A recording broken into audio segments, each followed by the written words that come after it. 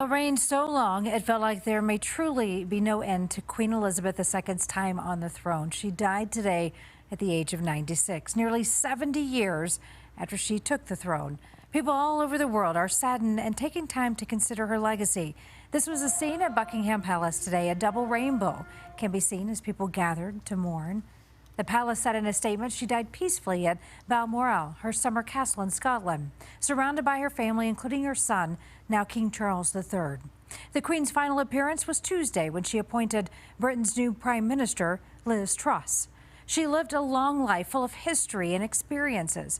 At 18, she joined the women's branch of the Army during World War II. During her time as Queen, she met 13 of the 14 U.S. presidents. And on September 9th, 2015, she became Britain's longest reigning monarch. Alan Janae joins us tonight. Alan, here at home in Colorado, people are really feeling the impact of her life and her death.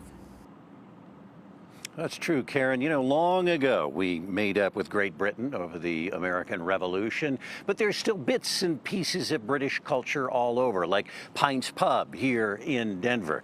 There are a few still around who remember a time before Elizabeth was queen, and so in a sense, she defined her country. At Babe's Tea Room, there was a cup and then another of tea. I immediately, came down. Monica Toole attended college for a time in London. Lemon curd and jam for dessert. So British on this day when word of the Queen's passing came out. She had a good run. We ought to honor the Queen a little bit today. Amid tea was talk of a remarkable woman. I think most of the discussion around the loss of the Queen, though, has really been a celebration of life. And the love of the monarchy. There's always been a little bit of that American fascination with it. Well, we tossed the king.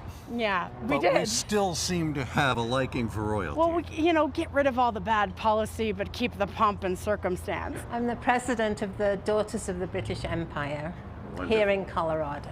Jessica Avery leads a group of Brits. Oh, I was teary-eyed. She's known no other monarch and saw so many changes around her. I always think of all the different prime ministers that she met with and worked with very closely. She deserves a toast.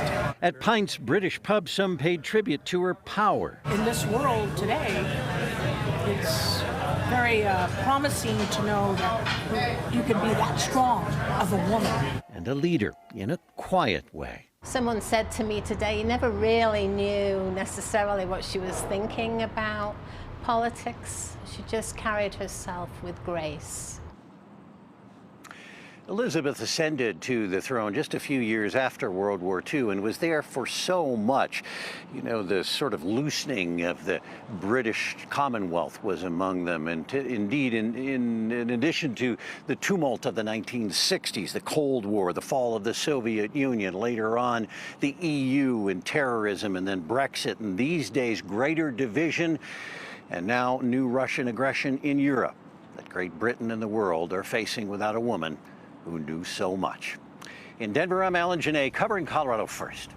Alan, thank you. And we will continue to bring you coverage as the life of Queen Elizabeth II is remembered in the coming days and weeks.